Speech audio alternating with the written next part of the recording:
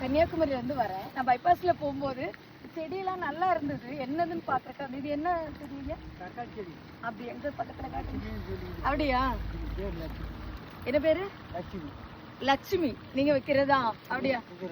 புது ரகம் தக்காளியில லட்சுமிங்கிறது புது ரகம். ஓ சரி, இப்பதான் புதுசா பண்றாங்க. இது எவ்வளவு, எத்தனை மாசம் பயிர்? இது எத்தனை மாசம்? 110 நாள்ல காய்க்கும். புது ரகம் லட்சுமி நேம் இல்லையா? சரி சரி. இப்போ எவ்வளவு நாள் ஆச்சு நீங்க வச்சு? 45 நாள் ஆச்சு. ஆனா பூத்தாச்சு.